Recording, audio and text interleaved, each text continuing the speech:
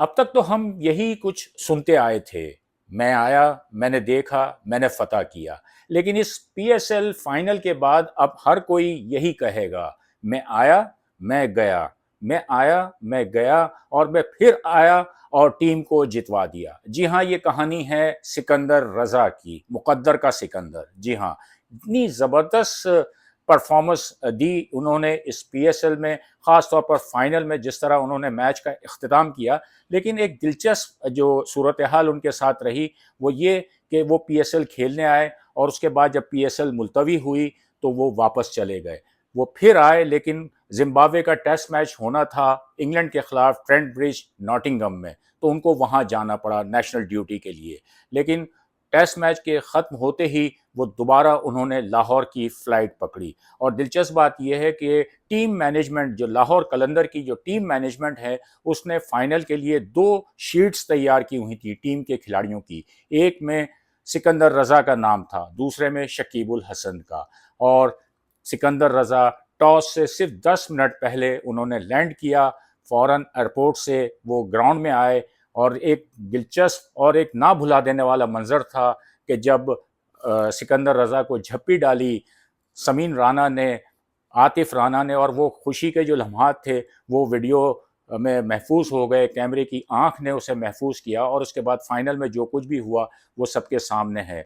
P S L کے final کے بارے میں ہم یہی کہہ سکتے ہیں کہ دمادم مست قلندر، لاہور قلندر نے ایک شاندار کامیابی حاصل کی، 6 وکٹوں سے کوئٹہ گلیڈیٹرز کو فائنل میں شکست دی۔ اور لاہور قلندر کی یہ جیت اس لیے بھی زیادہ اہمیت کی حامل ہے کہ دیکھا جائے تو اس نے چاروں ٹیموں کو جو مقابلے پر آئیں ان کو ناک آؤٹ کیا۔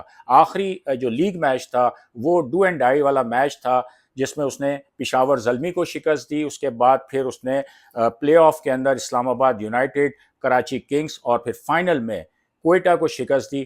کوئٹہ کی ٹیم بہت ہی اس نے زبردست پرفارمنس دی تھی لیگ میچوں میں۔ پہلے 3 میچوں میں وہ صرف 1 میچ جیت پائی تھی، لیکن آخری کے جو 7 میچز تھے ان میں جو 6 میچز مکمل ہوئے تھے وہ 6 کے 6 کوئٹہ کی ٹیم نے جیتے تھے۔ یہاں پہلے ہم لاہور کی بات کر لیتے ہیں کہ لاہور کی جو پرفارمنس ہے وہ ہم ہمیشہ دیکھتے آئے تھے کہ لاہور کی ٹیم کے بارے میں یہی کہا جاتا تھا کہ وہ بالنگ سائیڈ کی ٹیم ہے، جس میں حارث رؤف، شاہین آفریدی، زمان خان، راشد خان، یہ وہ بالر ہیں کہ جو ٹیم کو جتواتے آئے ہیں۔ لیکن اس بار ہم نے یہ دیکھا کہ بالنگ کے ساتھ ساتھ بیٹنگ کی جو پرفارمنس ہے وہ بھی بہت زبردست رہی۔ ایور گرین فخر زمان، گو کہ وہ فائنل میں بڑی اننگز نہ کھیل پائے، لیکن پورے ٹورنامنٹ میں ان کا ایک امپیکٹ تھا جو ہمیشہ سے رہا ہے۔ عبداللہ شفیق نے بہت ہی زبردست پرفارمنس دی، اور اس کے علاوہ محمد نعیم چھا گئے۔ محمد نعیم نے اس ٹورنامنٹ میں جس طرح کی اننگز کھیلی ہیں وہ کمال کی ہیں، اگرچہ ان کی فیلڈنگ پر کافی بات ہو رہی ہے، فیلڈنگ کے اندر جو ہے وہ کمزوری ان کی سامنے آئی ہے، لیکن جہاں ان کی بیٹنگ کی بات ہے کہ جس طرح وہ لمبے لمبے انہوں نے چھکے لگائے ہیں، وہ قابل دید اور قابل داد بات ہے۔ انہوں نے پورے ٹورنامنٹ کے اندر لاہور کی جو بیٹنگ ہے، ٹاپ آرڈر بیٹنگ ہے، اوپننگ، اس کو انہوں نے سنبھالے رکھا۔ اور پھر ہم نے نیچے دیکھا کہ جس طرح سری لنکن پریرا، راجہ پکسے، انہوں نے کنٹریبیوٹ کیا، اور پھر سکندر رضا طویل فلائٹ کے بعد آئے، فائنل کھیلے اور رائلے روسو کی اہم وکٹ حاصل کی۔ لیکن اس سے بھی بڑی جو کہنا چاہیے کہ موقع جو منتظر تھا وہ آخری اوور میں تھا، کہ جس طرح انہوں نے آخری اوور میں اپنی ٹیم کو کامیابی سے ہمکنار کیا۔ اور اس کے علاوہ پریرا نے جو جس طرح کی بیٹنگ کی ہے وہ کمال کی بیٹنگ تھی، اور ایک موقع پر تو جب 115 پہ 3 آؤٹ ہو گئے تھے تو کچھ معاملہ ڈاواڈول لگ رہا تھا، لیکن پریرا نے جو ہے اپنے اعصاب کو قابو میں رکھتے ہوئے جس طرح کی بیٹنگ کی ہے اور اپنی ٹیم کے لیے ایک شاندار جیت جو ہے وہ انہوں نے حاصل کی ہے۔ یہاں کپتان شاہین آفریدی کا بھی ذکر کرنا ضروری ہے کہ 3 فائنلز میں وہ پہنچے ہیں بحیثیت کپتان لاہور قلندر، اور تینوں مرتبہ ٹرافی ان کے ہاتھ میں آئی ہے۔ 2022 اور 2023 میں وہ فاتح بنے تھے، اور اب تیسری مرتبہ لاہور قلندر نے یہ پی ایس ایل جیتی ہے، اور اسلام آباد یونائٹڈ کا جو ریکارڈ تھا 3 مرتبہ پی ایس ایل جیتنے کا وہ اس نے برابر کر دیا ہے۔ جب ہم لاہور قلندر کی بالنگ کی بات کرتے ہیں تو ظاہر سی بات ہے کہ شاہین آفریدی اس ٹورنامنٹ کے سب سے کامیاب بالر رہے، انہوں نے 19 وکٹوں پر اس ٹورنامنٹ کا اختتام کیا۔ حارث رؤف رہے 17 وکٹوں کے ساتھ انہوں نے اس ٹورنامنٹ کا اختتام کیا. لیکن یہاں پر سلمان مرزا کی بھی بات کرنی ضروری ہے کہ جنہوں نے دو اہم جو میچز تھے انہوں نے بڑی زبردست بالنگ کی. فائنل میں وہ گو کہ مہنگے ثابت ہوئے لیکن اس کے باوجود وہ دو قیمتی وکٹیں لینے میں کامیاب رہے. اسی طرح اگر ہم اسپن بالنگ کی بات کرتے ہیں تو رشاد حسین جو ہیں بنگلہ دیش کے, انہوں نے بھی اپنا جو ہے وہ امپیکٹ ڈالا, اور لاہور قلندر کی جو کامیابیاں ہیں اس میں ان کا بھی کردار جو ہے وہ اہم رہا ہے. کوئٹہ گلیڈیٹرز کے لیے انتظار ابھی جاری ہے. بہت قریب آ کر بہت دور ہو گئے دوبارہ ٹرافی سے. 2019 میں کوئٹہ کی ٹیم فاتح بنی تھی سرفراز احمد کی قیادت میں, اور اب دوبارہ وہ فائنل میں آئی تو سب کو یہی امید تھی کہ اس مرتبہ جو ہے وہ جمود ٹوٹے گا اور جو طویل انتظار ہے وہ ختم ہوگا. کوئٹہ کی ٹیم جو ہے وہ ٹائٹل جیتے گی, اور بہت ہی زبردست فائٹ رہی. فائنل بہت ہی دلچسپ رہا. کوئٹہ کی پرفارمنس اگر ہم دیکھیں, انڈیویجول پرفارمنس دیکھیں, تو اس میں حسن نواز کا ذکر کرنا ضروری ہے کہ جس طرح انہوں نے پورے ٹورنامنٹ میں زبردست بیٹنگ کی, 1 سینچری اور 3 نصف سینچریاں اسکور کیں, اور جس طرح انہوں نے اس ٹورنامنٹ میں سب سے زیادہ 28 چھکے لگائے ہیں. تو اس سے ان کی جاہریت اور جارحانہ انداز ہے ان کی جو بیٹنگ کا, اس کا اندازہ ہو سکتا ہے. اور یہ وہی حسن نواز ہیں کہ جب وہ نیوزی لینڈ کے ٹور پہ گئے تھے اور وہاں انہوں نے 5 میچز کھیلے تھے, تو پہلے 2 میچوں میں وہ 0 پر آؤٹ ہوئے تھے, اور اس کے بعد تنقید جو ہے وہ شروع ہو گئی تھی. تیسرے میچ میں انہوں نے سینچری اسکور کی, اور اس کے بعد اگلے میچ میں پھر وہ 1 رن پر, اور اس کے بعد پھر 0 پر آؤٹ ہوئے. تو ہر کوئی ان کے ٹیلنٹ کے بارے میں شک و شبے کی مطلب اظہار کر رہا تھا کہ یہ فلوک ہے ان کی سینچری. لیکن اس پی ایس ایل میں انہوں نے جس اعتماد سے بیٹنگ کی, سینچری ایک میچ میں اسکور کی جس میچ میں رائل روسو نے بھی سینچری اسکور کی تھی, لیکن اس کے بعد جو 2 اننگز انہوں نے 67 اور 64 دونوں ناٹ آؤٹ اور دونوں رن چیز پہ تھے, اور دونوں مرتبہ انہوں نے اپنی شاندار بیٹنگ سے کوئٹہ کو کامیابی دلائی.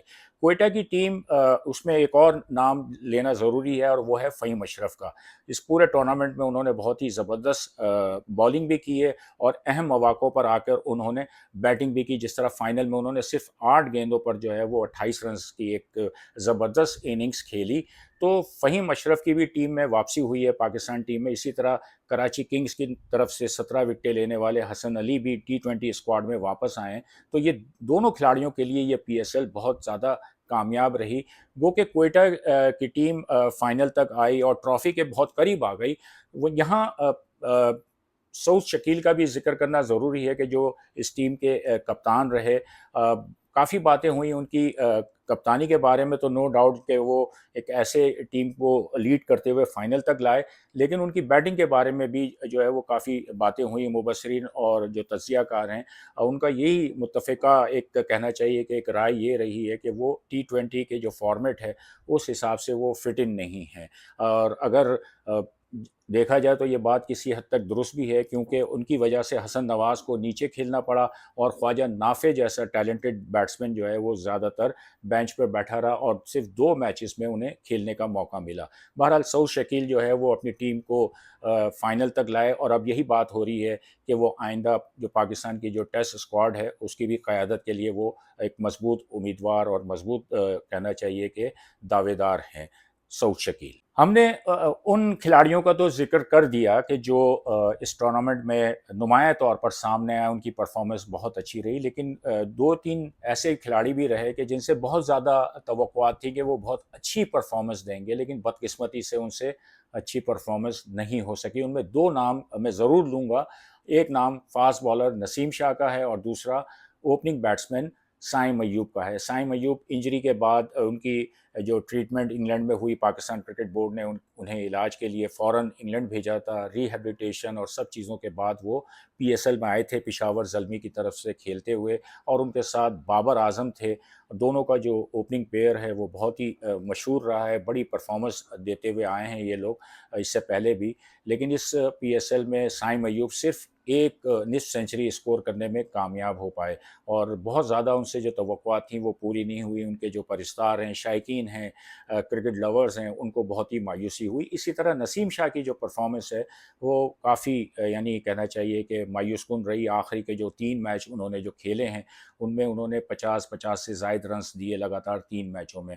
تو جو توقعات تھیں نسیم شاہ سے بھی کہ ایک بہت ہی تجربے کار، اب تو یہ نہیں کہہ سکتے کہ نئے بالر ہیں، بہت انٹرنیشنل کرکٹ کا تجربہ ہو چکا ہے، لیکن یہ تجربہ جو ہے وہ ان کی ٹیم کے کام نہ آ سکا. اسلام آباد یونائٹڈ کی طرف سے کھیل رہے تھے، اور اسلام آباد یونائٹڈ کا بھی ذکر اس لیے ضروری ہے کہ آخری میچ میں جس ترتیب سے بیٹنگ آرڈر سے وہ ٹیم میدان میں اتری، جس طرح صاحبزادہ فرحان سے وکٹ کیپنگ کرائی گئی، چونکہ اب اسلام آباد یونائٹڈ کے جو ہیڈ کوچ ہیں مارک ہیسن، وہ اب پاکستان ٹیم کے بھی ہیڈ کوچ بن گئے ہیں.